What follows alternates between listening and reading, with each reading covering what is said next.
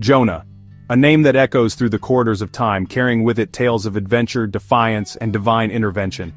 The name whispers of adventure and defiance. It conjures images of a man who dared to run from his destiny, only to be caught in the embrace of a giant fish. We think of a man swallowed by a giant fish, a city spared from destruction. Jonah's tale is one of the most extraordinary narratives in the scriptures, filled with moments of high drama and profound lessons. Jonah's story is a timeless reminder of God's vast mercy and the importance of obedience. It teaches us that, no matter how far we run, we can never escape the reach of divine love and purpose. It's a story for everyone who has ever felt the tug of their own will against the call of God. For those who have wrestled with their own desires, only to find themselves drawn back to a higher calling. Through Jonah's journey, we learn valuable lessons about ourselves and the God we serve. We see the consequences of running from our responsibilities and the beauty of redemption when we turn back. We see our own struggles reflected in his reluctance and his anger. Jonah's story is a mirror, showing us our own fears and failures, but also our potential for growth and change. But ultimately, we are invited to embrace the same grace and second chances that God offered Jonah. His journey is a testament to the power of forgiveness and the boundless nature of divine compassion. It reminds us that no matter how far we stray, there is always a path back to grace. God called Jonah to a difficult task. He was to go to Nineveh, a city notorious for its wickedness and corruption, and preach repentance. This was no small feat, as Nineveh was known far and wide for its cruelty and sin. Jonah, a prophet of God, was understandably apprehensive about this daunting mission. Preach repentance to Nineveh, a city known for its wickedness. The people of Nineveh were feared and despised by many, including Jonah.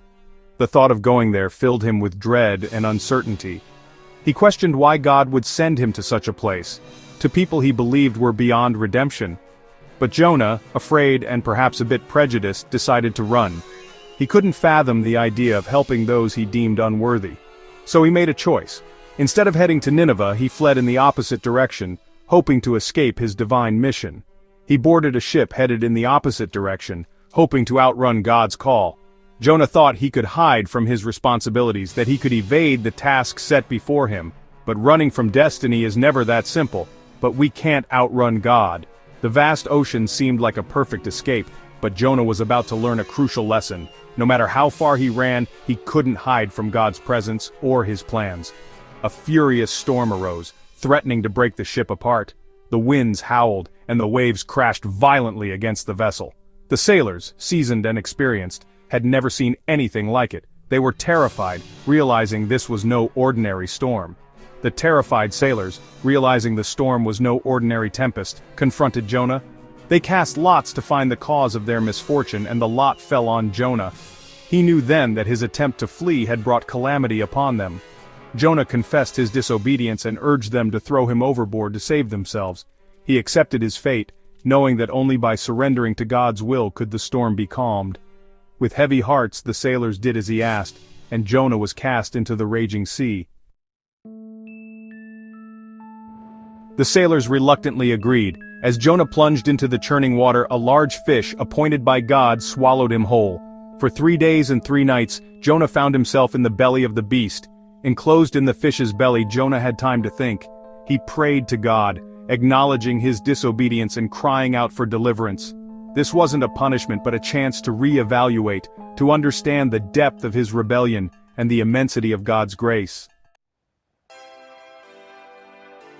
God heard Jonah's prayer. He instructed the fish to vomit Jonah onto dry land. Given a second chance, Jonah obeyed. He traveled to Nineveh and proclaimed God's message. To Jonah's astonishment, the people of Nineveh listened. From the greatest to the least they repented, putting on sackcloth and ashes. The king himself declared a fast, urging everyone to turn from their evil ways. Nineveh's repentance should have thrilled Jonah, but instead he was angry. He'd rather see the city destroyed than spared. He sulked outside the city, building a makeshift shelter, waiting to see what God would do. God, in his infinite patience, decided to teach Jonah another lesson. He provided a leafy plant to shade Jonah from the scorching sun. But the next day, God sent a worm to wither the plant, leaving Jonah exposed to the heat.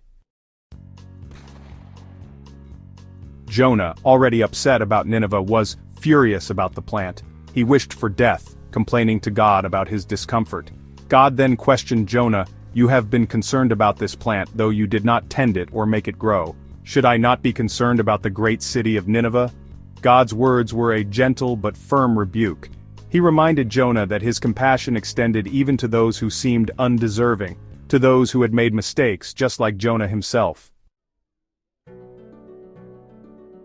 Jonah's story isn't just about a disobedient prophet who tried to run away from God's command. It's a tale that delves much deeper into the human condition and the divine nature. It's not merely about a repentant city that turned from its wicked ways. It's about the boundless nature of God's love and mercy, available to everyone regardless of their past. This story challenges us to think about the extent of our own compassion and forgiveness. It's a call to examine our own hearts. Do we harbor prejudice or hold back forgiveness? Do we find it difficult to extend grace to those who have wronged us? Jonah's reluctance to go to Nineveh mirrors our own struggles with obedience and compassion. Do we try to outrun God's call on our lives, thinking we know better or that we are unworthy? Jonah's attempt to flee from his divine mission is a reflection of our own fears and insecurities. Jonah's journey reminds us that God is patient and merciful. He doesn't give up on us, even when we try to run away. His patience is like the gentle waves that keep coming back to the shore, no matter how many times they are pushed away. He offers second chances and extends grace even when we don't deserve it. This is a powerful reminder that no matter how far we stray, there is always a path back to His love and mercy.